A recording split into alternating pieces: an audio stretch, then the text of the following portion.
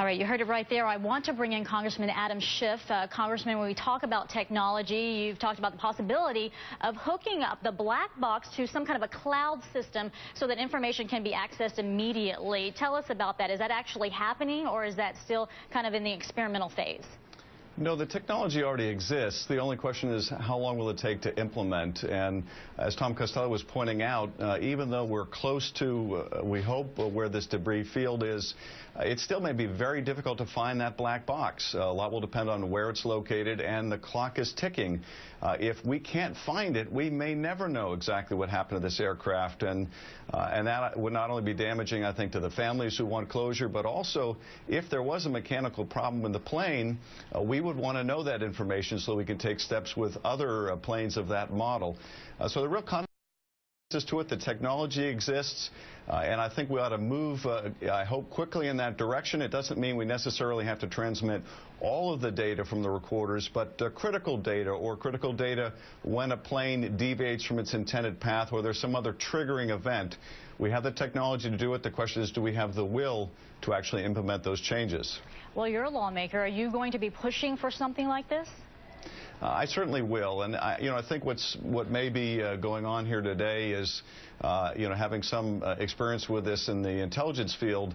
We had two potential flight paths that the plane might have taken that would be consistent with the initial data that Inmarsat got, but I think probably drilling down in that data, it now helps us exclude the northern route, which seemed improbable anyway, as it might have been picked up by any number of countries that have radar along that route. But the fact that we now know generally where that plane was headed, and we may have found the debris field, still doesn't get us necessarily to the boxes. And as I mentioned, if we don't, we may never know what happened. So I'll certainly be pushing, and I think many of my colleagues will be, to have the FAA, the NTSB come in and testify, tell us what's practical to do. Is it best to go with the streaming data from those black boxes, or would it be better to have a deployable black box that could float in the event that an aircraft were to hit water? There are probably a lot of possibilities, and the question is what can be done most efficaciously and most quickly. Absolutely. Actually, I want to bring in Bob Hager again, because he has a question for you as we're all listening to this play out. Bob, what do you have? Yeah, I'd love to ask. I mean, I've heard this talk about doing the cockpit voice recorder, that information in real time, but it's costly, I think, and uses up a lot of satellite capacity if you take all the planes in the world flying around at any point. So I think those are problems, but what do you understand of that, Congressman? Well, it certainly would be a challenge technologically and cost-wise if we were to stream all of the data of all of the aircraft.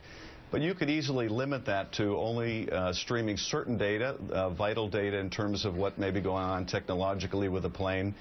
You could also make changes to some of those ACARS systems where there's a backup battery so that they can't be completely turned off by pilots. But nonetheless, it's safe in terms of if you had an electrical problem, you could still maintain safety. So there are, I think, a number of technological options here that would be cost-effective. These questions will probably be answered within the next decade anyway as we move to the next generation aircraft systems. But given that we've had now 2 flights in the last 5 years where, we've taken years to find those black boxes, I would hate to put the families through that kind of additional turmoil of not knowing what happened for a long period of time, potentially indefinitely. Absolutely, especially if there's technology out there that can help in a situation like this and prevent something like this. Congressman Adam Schiff, thanks so much for joining us today. We appreciate it.